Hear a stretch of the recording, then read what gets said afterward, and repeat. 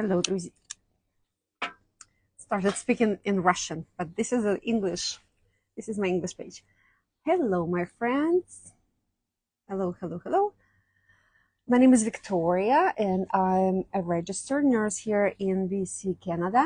And today we will talk with my friend Ludmila about panic attacks. Here we go. We are going to invite Ludmila to join our live.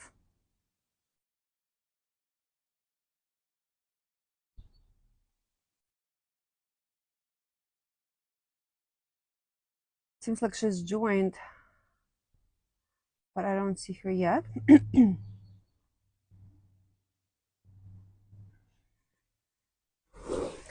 Panic attacks, an interesting topic, because I thought I knew a lot about panic attacks, but it turned that I don't know much after speaking to an expert.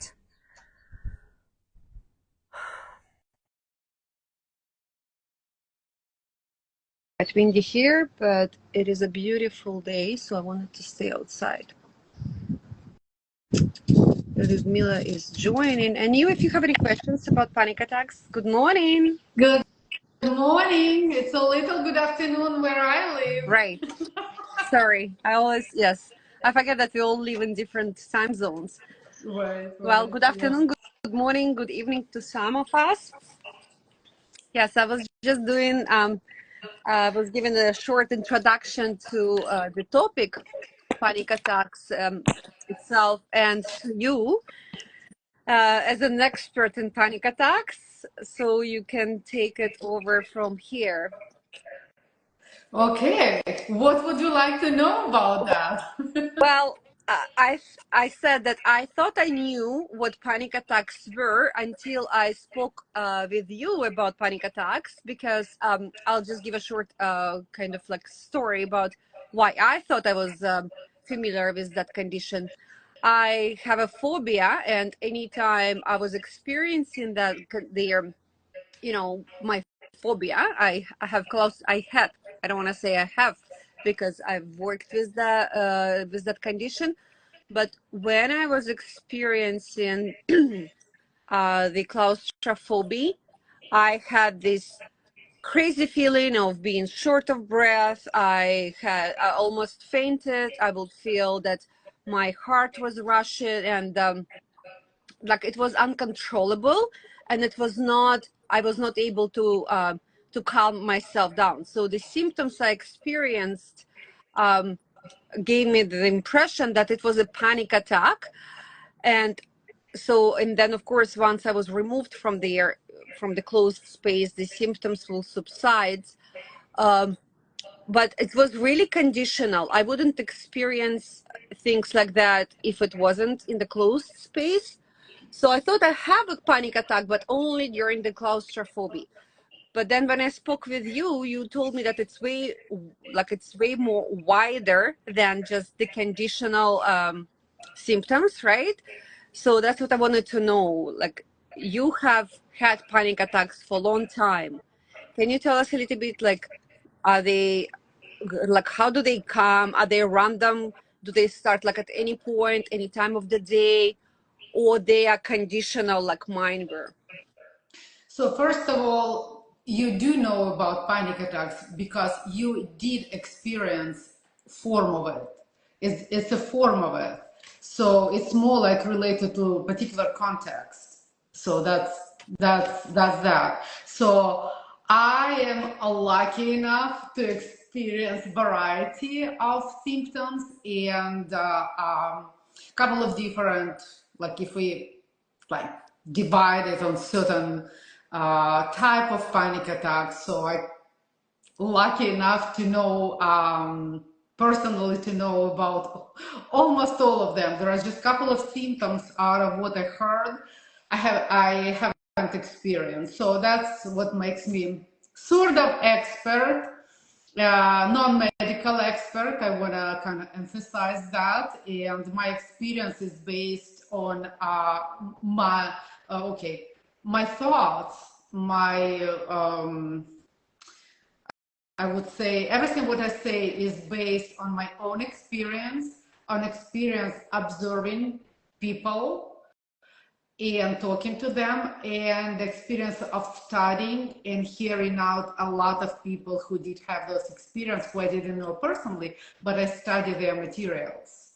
So this is what I was coming from. It's not like I'm curing people or healing people or even treating people. So there are different types, and these days I think there is so much information that people who have it, they know about that, even when it's one episode.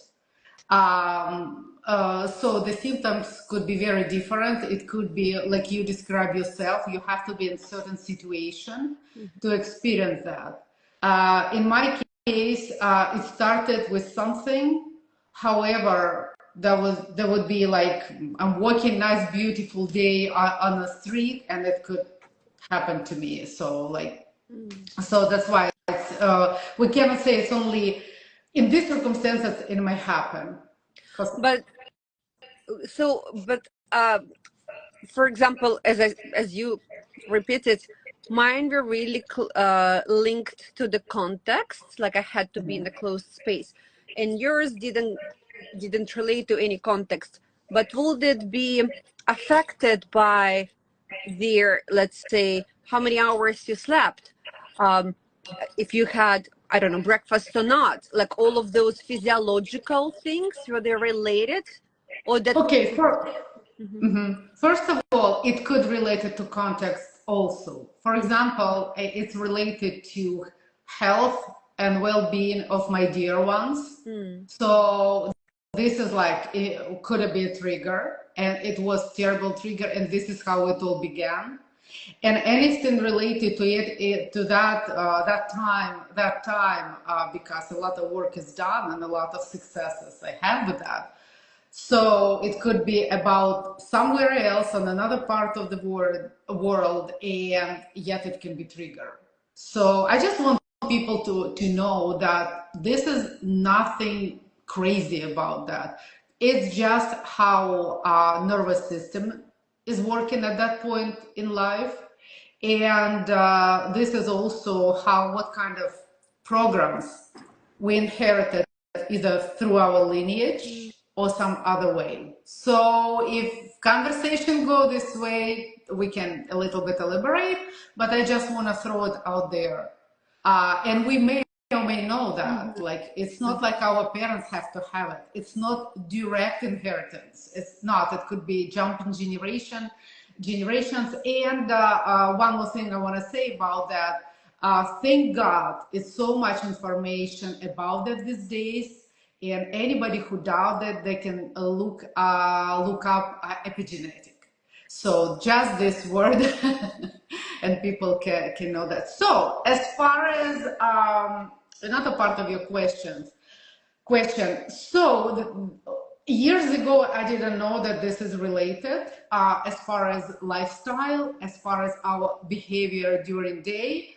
But these days, I would say, yes, it's all important, because like it's a one system, it's one organism, and nervous system is just one system out of other systems.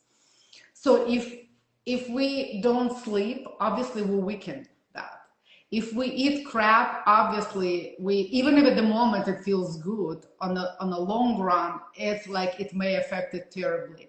Amount of water for people who experience those symptoms is important, especially at the moment when symptoms happen, because level of cortisol and adrenaline, it's like everything is out of whack. And it helps cortisol to sort of pee it out a little bit, if you will. So this is like very, very important part. I would suggest people to try. It's not like it for everybody, but I actually learned it from somebody else's study, that a couple of granules of salt under the tongue, when it happened, particularly at night, panic attacks, there is like, it's another subject. I mean, it's not very different, but it is a little different, night panic attacks. So when it happened, right, it's because cortisol is supposed to sleep during night. And And this is what happened with people who have night panic attacks. And typically everybody who has panic attack, they do have more or less night panic attacks. So cortisol just jumping in the wrong time of the day. And that's why, like at the moment when we start to fall asleep, it's not, we've fallen asleep, so, and it kicks. Why it get all triggered like that? Because when we fallen asleep, our psyche, our system thinks like we are dying. And right away, and again, this is one of the symptoms I personally never had. That's why for a long time, everything what I studied in recent studies, I was so surprised. Why is someone who I listen and she is so making sense, but she keeps saying it's about fear of dying. Even I didn't know what's wrong with me. I never had the thought that I'm dying. I had different thoughts that a lot of people who have this issue we have. It's like, oh, if it's like that, I don't need life like that. So it's completely kind of different. But I didn't think I'm dying. I'm thinking I was suffering, but not dying. Okay. So, but somehow on unconscious level, they say it's proven that this is a thought. That's why when we're falling asleep, cortisol kicks, and we're like, and anybody who listens to that, who have panic attacks, probably, if not every person, but close to that, could nod at this moment, because it seems like everybody has it. So, okay, and then it happened. I suggest that a few grains, well, again, I suggest based on somebody else's study, which was helping not everybody, but a lot of people. It was trying a few times to take a few granules under the tongue. I mean, pick a good salt. Don't do table salt. It's not good for us. Yeah. Although that moment, so basically, it's just normalizing. Yeah, it's normalizing the hormonal level through normalizing the microelements ratio, or like potassium and calcium and all of that, right? And good salt has good micronutrients and microelements which will kick in, and because of that the hormonal level will this is absolutely right, and this specifically related to adrenals. Because one of the biggest symptoms of people with chronic, and I'm not talking about like well, maybe even with sometimes panic attacks, occasional, but needless to say, chronic, we always feel exhausted, adrenals go down. So anything to support adrenals. So that's kind of, this is related more to that. And also, like even at night, drink water. Yes, you're gonna go to bathroom. It may interrupt your sleep, but it's a chance that you go to bathroom and drink enough that at least in a couple of hours everything subsides and you go to sleep. Another important thing for people who have a symptom like what I do, it's nausea. So what happened, it's a gallbladder situation, and the duct, it get like going to spasm. So, and bile is not flowing, and there's the whole gallbladder situation is very compromised, and nausea itself will kick the rest of the symptoms. And again, people with panic attack, I exactly understand what I'm talking about. It could be just nausea from food poisoning, and it will kick some other symptoms. But this is only for people who have that as one of the symptoms. So for that, for people that, of course, lemon, chew on lemon if it's fine with you. Something with ginger, maybe water with ginger. Hot water, I mean comfortably hot, lemon water, ginger water. If it doesn't help, there is some medication, as little as I will be talking about medication. This is something which I found sometimes used would not give any particular problem for people. It's medication, like anti-nausea medication, like little bit, I don't know, it's little pill under the tongue usually. That helps, and you lie down on the right side, take what we call hot bottle, right, with hot water. Just make sure you don't burn yourself. Just put towel if you need, but make sure that you feel it's very, very warm, and lay down on the right side, and that alone will help. Just on the physical level, this is very effective tool. And if you start feeling first symptoms of that, you already start. Yeah. So just for So that for people will who don't, give you a huge relief most of the time. yeah, for people who don't know why you need to lie down on the right side with a hot bottle, that will release your bile from the gallbladder. It's called what is it called? I know Russian word we call dubage, even though it Yeah. doesn't sound Russian. It's probably from somewhere. I think, yeah, I think it's an international. Doesn't sound Russian, dubage, but Yeah. it is a really effective technique to release your bile ducts because they're in spasm. So when you lie down on your right side, we do it during the liver flush. That's a different topic, but Exactly. And we could use just a glass bottle. Make sure you really put the lid tight. Or how we call this, which we do, well, rubber thing. I cannot remember. You yeah, know what we're doing with that. well, nowadays, like I sleep with that all the time because I always have lower back pain and I always have spasm in my gallbladder. I have an electric one, so it's like a little electric pot which you can just put on different parts of the body. So nowadays there are so many things. It's like when we were growing up, we had that thing which we had to fill with the hot water. Now people don't need to be as creative as us, right? So it's a good thing. Yeah, Yeah. Well, I guess I'm still at that time, so because that's what I'm using. It's there. It's always there. but actually, to be honest, when you use the bottle, it's better because the shape of the bottle presses their gallbladder, right? So the shape is different than the heat pot. But yeah, people can still be creative or use the electric pot, which is easy. Exactly. Yes. So that's what I said. Now I want to talk about blue light, right? This cool, like white light, whatever we call that. For a lot of people who sensitive, well, okay, it's seemed to be not common knowledge that watching at your phone or watching TV or whatever, looking at your phone one time is to produce melatonin is detrimental for melatonin production.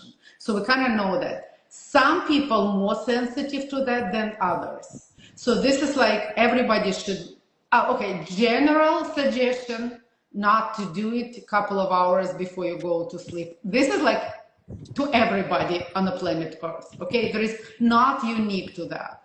But then, but particularly, we don't want our melatonin, anything else to compete with melatonin production. So this is also helps to sleep restfully, and this is very important because if we not rested, anybody, but we people who have experienced panic attacks, then we tired. If we're tired, our adrenals and that could be like a trigger to everything else. So this is extremely important. So lifestyle should be close to perfect, and it's important to know we still do just the best we can. But when we don't know, like a lot of things I didn't know when I started, I didn't know what it was because I personally never seen doctor for that. I literally was like shocked what was going on with me when symptoms kicked. I could not understand, and I had to kind of study to find out that. It was many years ago. Where I was going with that. But your symptoms are quite severe. Like you have nausea, you have sometimes vomiting, like all the spectrum you can imagine, right? And they are not context related. Not, and it could be context related as well. So there are different. So, this is what I was going to say. A lot of times people in therapy, I've noticed, who actually see psychiatrists or clinical psychologists, they get frustrated at that point, because a lot of us, we know these days it's sort of known information that thought comes, it triggers emotion, and it triggers everything else. And this is true. However, there is type of panic attack which we call sympathetic. So actually, body kicks first. Like body symptom kicks first. Like I shared, I have this nausea thing, and it was absolutely not related to anything. I was standing there, and all of a sudden, some pressure. Oh God, maybe I ate more than I should. Pressure in the area of solar plexus, and nausea, and it starts everything else. So I just want people to know that there is no craziness, and unfortunately, some professionals who haven't studied more than they studied, they don't know about that, which I'm surprised, and they try to dig into like deeper thought or something else. So no, in this point, we don't have to, even if unconscious thought was there, we still won't be able to get it, like just by talking about that. It's completely different type of work, and it's very beneficial work, but like just sitting in front of somebody and digging into that, you won't find, you just can make out. So yeah, there are different types. Majorly, one is context related, what you said. In this case, we can say, no, I'll leave it like that. This is one. Another, sympathetic, and what I just described, body symptom first. And another, which we all know, some information came, emotional kicked, and then body symptoms kick. So they're just different. We can have either one or all. Right. And as you said, you gave us a really good recommendation, lifestyle recommendation, what to do in the immediate situation, right? Like to put a grain of salt, make sure you're hydrated, especially like in summer days, during summer days when the temperature is hot. All of the lifestyle changes, I'm going to summarize them and put them in the description to this video. It's not all. It's not all. Well, you could first, wait. It's very important, because first and foremost, we need to develop a habit and a skill to breathe. So breathing is number one thing. Like breathing comes before everything. The only issue we cannot remember at very moment. So sometimes, like when I personally right away able to do breathing, remember about that, because unfortunately, with all my knowledge and experience, panic attacks kicks like sort of, like scared animal in us, and like a little bit like that, and everything what we knew. And I actually had conversation with real professionals with true diplomas and all this knowledge, and they have the same issues. Like at the moment we may forget, but please don't wait to that. Learn and pick for you type of breathing which will calm your nervous system. It's plenty information. Do guided meditation, do everything. So this is like number one thing. And then with that, learn how to relax your body. I suggest to just go on YouTube and find any guided meditation, like 10 minutes or something at the beginning. So breathing guided, then body relaxation guided. Find a pleasant voice for you, pleasant. It takes a little work, like even almost 20 years ago, a little bit less, like 18 years ago, I found who worked for me. And you do that, like start with short, like 10 minutes, and then go up to 40 minutes or something. And do it all the time, every day, because when it kicks, you will have a skill.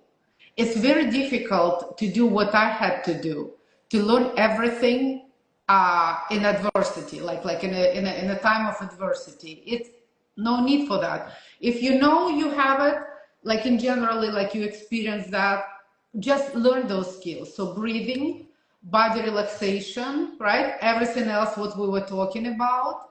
And I invite everybody to learn EFT tapping.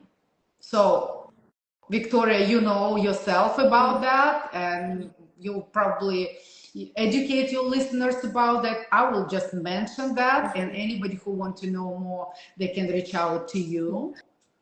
Yeah, unfortunately, I haven't educated my followers, but I know that you and I, we are huge fans of the emotional freedom technique. And maybe we'll do another talk just about the EFT, because Okay. this tool is absolutely same as breathing. Coming back to breathing techniques, I practice and I teach my kids, because I have two teenagers, right, to do the box breathing, right? You know that Excellent. on the Yeah. count of four, you do four, inhale, pause, exhale, pause. So for, inhale, pause, Right, right. exhale, pause. Four, four, four, Yeah, four. so it's called the box breathing. Actually, my husband was the one who brought it to our family, because he was at the military training, some kind of military, I don't even know, he's not in military, but he went to the military, I mean, training with the military guys. I don't know what that was, but the soldiers use that technique when they experience, because imagine how much stress they go under, Oh, right? yeah. So this is a really cool technique, and those techniques, once you learn them, they will be with you. You don't need Yeah. to pay any therapist. They are in your toolbox. So that's Yes. why they are so valuable. Breathing and EFT. This is another I want tool. to talk about breathing a little bit more. As much as I value box breathing technique, for some people and for me personally, breathing when you exhale longer is more effective. Mm-hmm.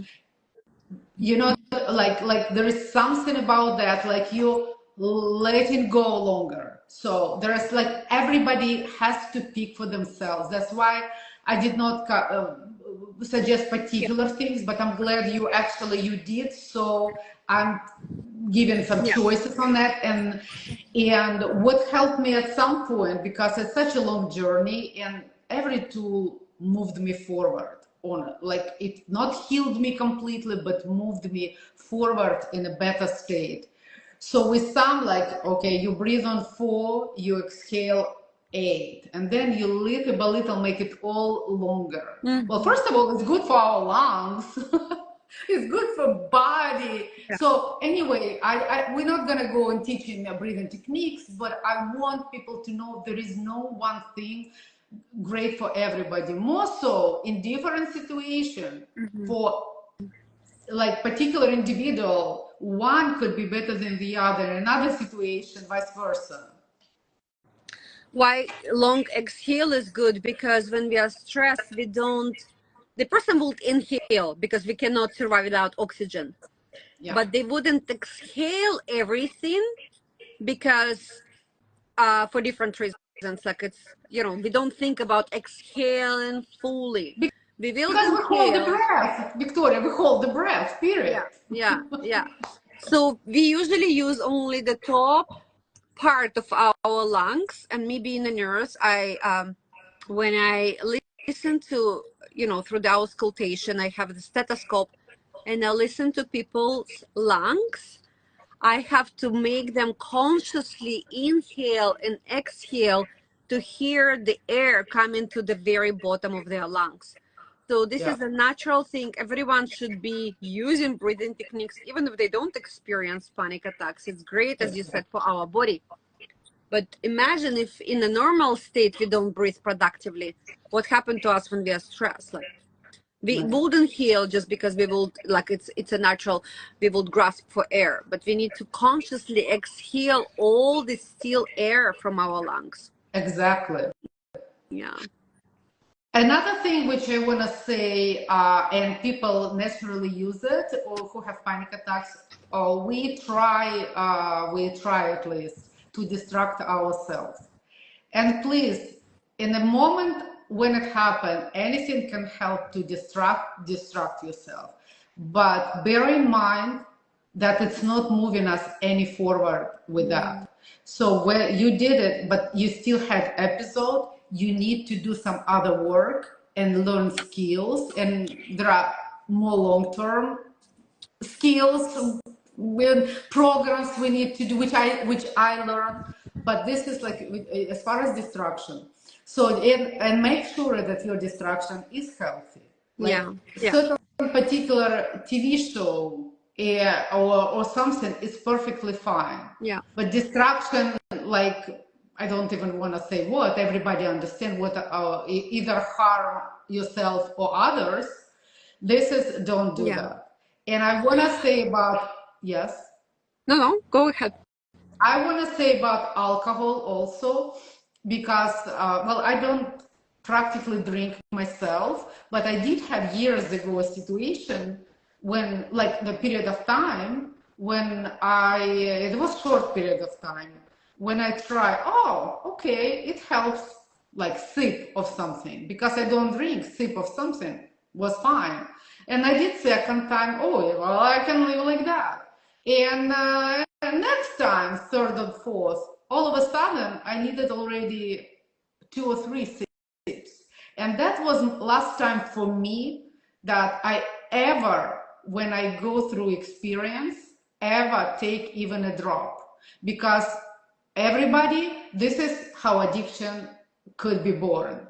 So do not do everything what you can. I know how terrible, debilitating it is. You know, I understand. But on top of that, to develop addiction, it just will make it worse. So not everything what helps is helping. Yeah. I appreciate you saying that about the distraction, and in particular, like some unhealthy habit distractions, because they can help you in the moment. But I appreciate you mentioning that any distraction will not help you on the long run. They will only pull you further from solving this issue. And I would probably invite anybody who is interested in how to deal with panic attacks and reasons for panic attacks on the longer run to our next conversation. Because remember, in our conversation about that in Russian, like we kind of combine that, but I think it will be better if we limit this only to those techniques that we need to use in the acute moment. Because there are two different things. When you are in the acute panic attack, you don't care why it happens, how it happens, whatever. You need to deal with that. You need to take the symptoms away to be able to dive deeper in the different situation when you are in the safe environment, when you do not have those acute symptoms, and when you feel that you are ready to dive deeper. Right? Will you agree? You know what I'm thinking? Well, you're the boss here, but I'm thinking I would love to mention a couple of things anyway, what particularly helped me on the long run. And by help me, I have to mention from absolutely daily debilitating panic attacks, which are almost, my personal life was ruined. And I mean, like almost, I say, because there are important things still I was able to do. I don't know how. I guess it's chapter in a book should be written for that, to help others. You know, coming to when it's very rare occasion now. So I've been using certain tools, and by the way, maybe most of them, even though what mentioned on the short term, but they are helping on the long term. That's why I was like EFT, for example. You know, is it short or long term? Of course, it's both. Yeah. And best of all, it's I can call it a long, because you still have to learn the skill, right?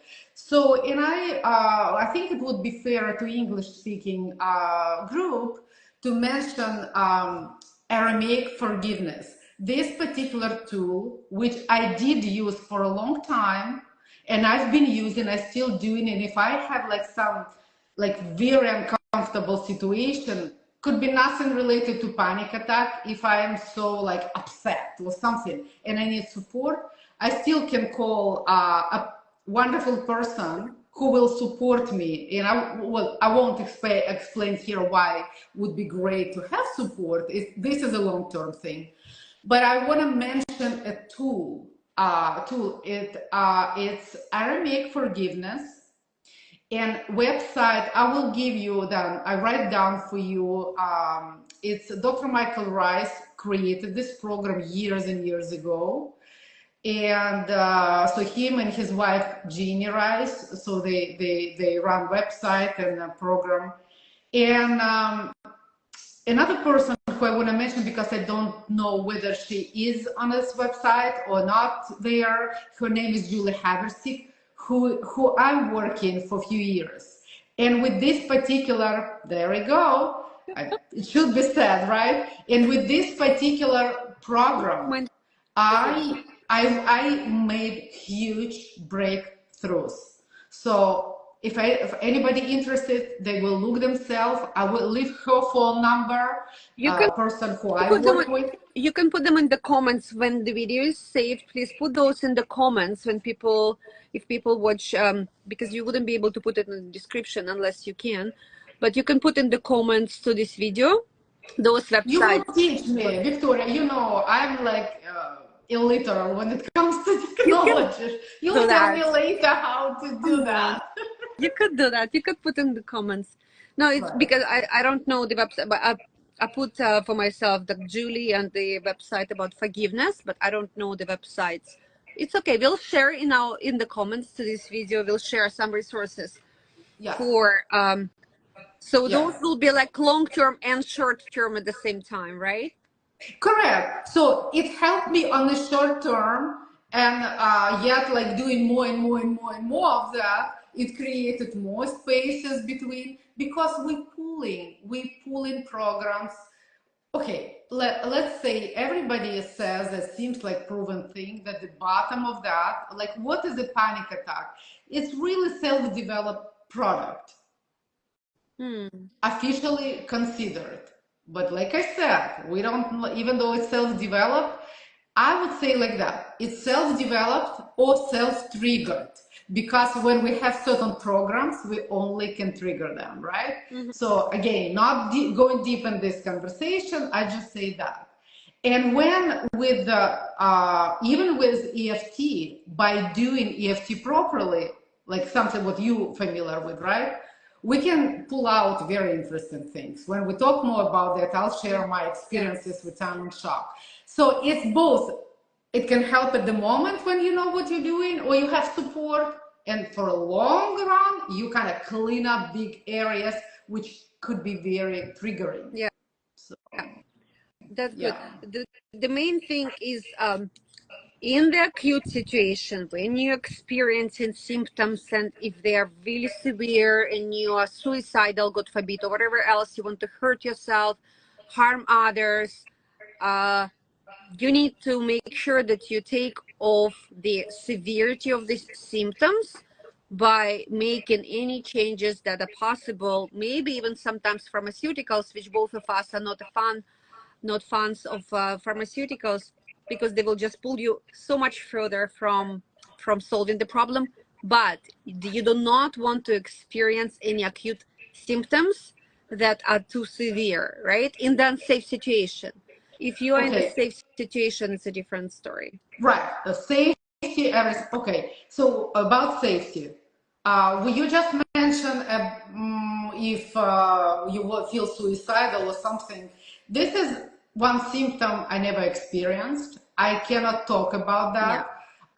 And when that already happening, I'm not sure how a person can really think about breathing or something. That's already all different levels. They need to call 911, call the professional right away, call for help. Like, do not stay by yourself.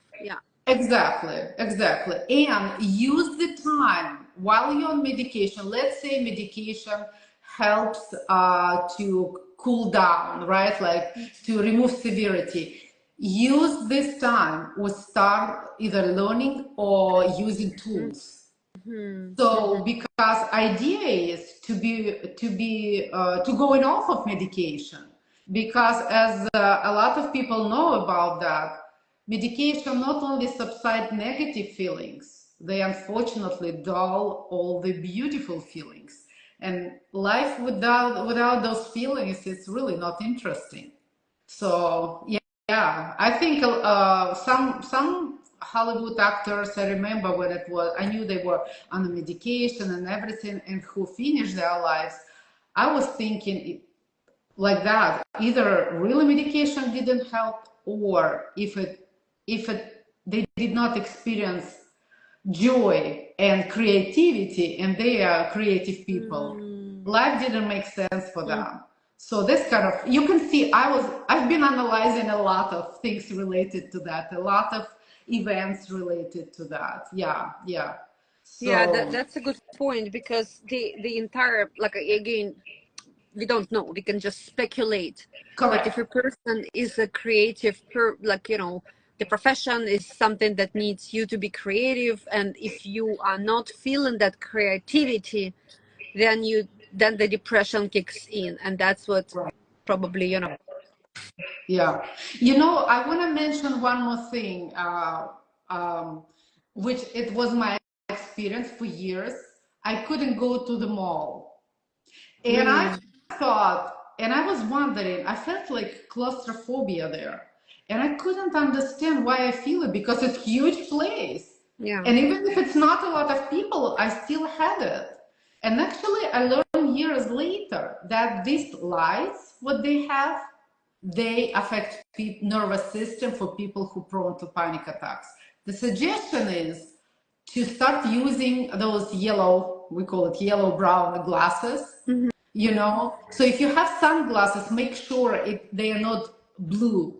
Make sure they're rather brown, or special Yeah, glasses for daytime. special With glasses now, you can buy like glasses exactly. blocking blue light, which we Yeah, all should not blue use. light. Yeah. And it's very important why I say so, because the less we do, and that was my case, the more secluded we become, the more narrow our life is, the less interesting is, unless inside of your home there is like a lot of interest.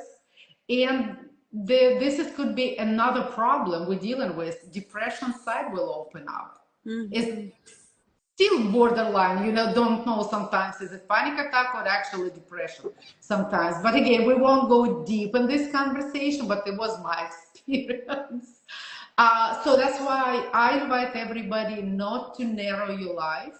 As much as you can, be social, which I wasn't at all, because like I was only productive at work or whatever family needs, and then I would be like doing healing. On the one hand side, I really achieved success, and I could say I did it right. On the other hand side, if I were to know what I know now, maybe I would be doing a little bit differently. So I wouldn't narrow myself to the like. And people again who listen, who have this issue, they know you want to come home and shut the door in your bedroom, and like literally under the cover. And this is like that. For some reason, on the one hand side, we show symptoms of claustrophobia. On the other hand side, we want to be narrow and secluded. So now we know enough about that okay, mall is triggering, try those glasses. Or even in TJ Maxx or any other store you go, just put glasses and see if it's still not going well for you, or maybe, oh, it's not that bad. Or like, for example, for me, grocery store for some reason wasn't triggering. I don't know why. Out of all stores, find what is not, use the tools, and expand as much as you can. This is beyond important for people who need to know that. Right, and that's what one of the things I wrote when you and I we were getting ready for the conversation is a positive anchor. It is something probably the long-term tool, but I will mention it right now. If you found that I use it for me, that's why I think we could share that for anybody else. For example, recently I had this trip to Spain, and I used this perfume. I took the specific perfume when I went to Spain. I used that perfume when I was in Spain, So now every time I use this perfume, it gives me the feeling that I had during the trip to Spain, and it instantly kicks me into the happy place. So those are the positive anchors that could be beneficial. The same as the negative anchors, like the negative anchors we shouldn't be using, but what the negative anchor, all of us have it. My son had was sick few years ago with flu, like real flu, not cold symptoms, but real flu. And at that time, we ate a specific fruit, guava, which I love, and we had guava here. So now, poor guy, he hates guava. Like anytime he smells guava, because it has a specific smell, he instantly gets into that state when he was not feeling well. So those are negative anchors, and it may diminish with time. For now, it hasn't yet for him. But the same, we can use the positive anchors for our psyche to link when we are happy, to link that feeling of happiness, because it's all about how we feel, right? It's all about the feeling. So if you feel happy, look around and get yourself some kind of like notice the positive anchor you could use for the future situations to feel this feeling of happiness. So this is wonderful advice. Wonderful. For me, it was for years, and then unfortunately stopped to be. So it was, you know, this musical show, The Voice, No. Voice, when they compete in singing. So for me, for some Oh, reason, this is even the show. Yeah. yeah. So even music of that beginning was, but then again, in 3-4 years, it stopped to be. Yeah. So it's good to have, and if it's working for long term, it's fantastic.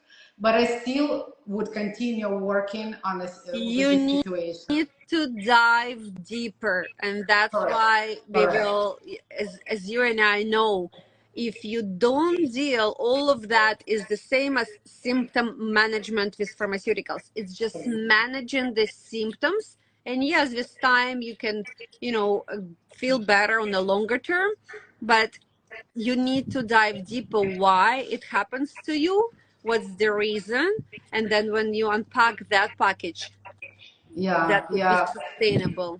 Yeah. Well, the only thing I would like to a little bit change the words, not why it happened to you, but rather why it happened for you, and what message should they receive. Yes, exactly. And it's always, we a little bit now will go to spiritual part of conversation if we're gonna continue.